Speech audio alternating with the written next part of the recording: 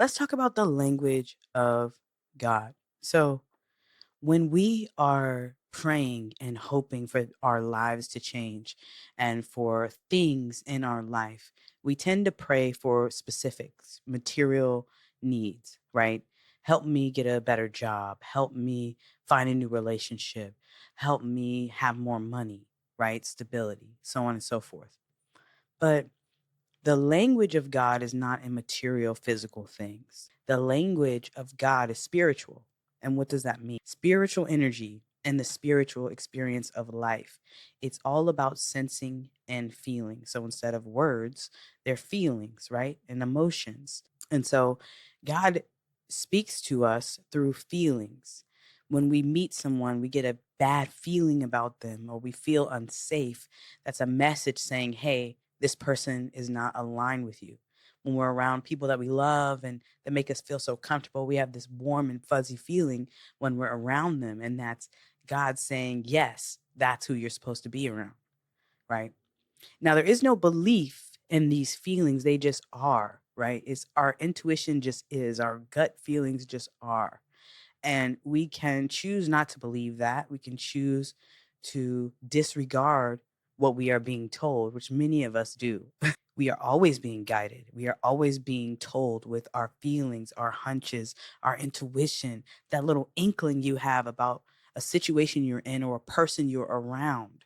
That is the subtle guidance and the subtle language of God.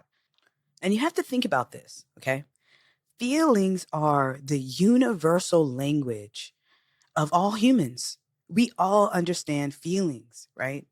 It doesn't matter what race you are, what ethnicity you are, wherever you came from, you understand feelings.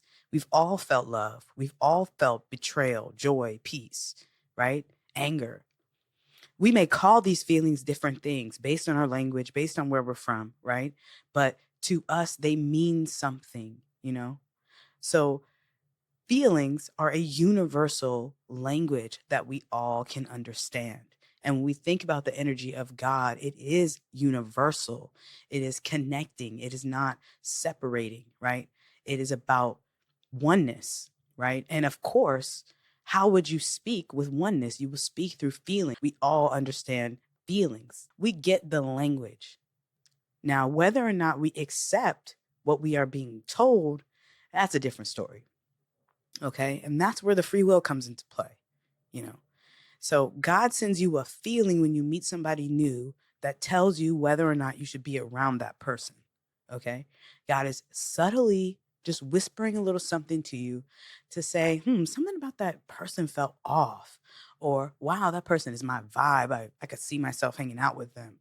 You know, you get that feeling from the very beginning of your encounter with someone or and your encounter with an experience. You know, you can step into a room and just know like something about this place doesn't feel right. It feels off. It feels misaligned, you know. And those are the subtle messages that we need to listen to and become aware of. But here's where the free will gets complicated. You know, God is not here to force us to do anything, you know.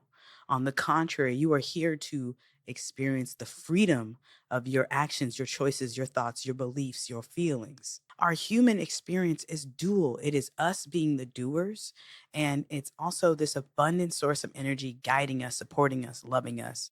And so God is helping you through sending you a feeling to let you know you're on the right track, you know? And the belief is in that feeling. Do you believe what you are feeling? But if I start to believe that that feeling was telling me something and that feeling is guiding me into the direction I'm supposed to go, I can start to believe the messages I'm getting. And so, so many people get caught up in this. I don't believe in God. I don't believe in this. Prove it to me. What you need to believe in is what you are feeling, what's in your body, what you're being told. You know, we want God to speak to us in our language. We want God to show us in ways that we understand, but that is not the way that God works. God will make you feel things because that's the way that God connects with us. So it's not about your belief in God. It's about your belief in the feelings that you are getting from God. You can choose to ignore it. You have the free will to say, you know what? I'm just going to ignore this feeling that I'm feeling. I'm going to ignore this bad feeling I get from this person that comes my way. And what happens?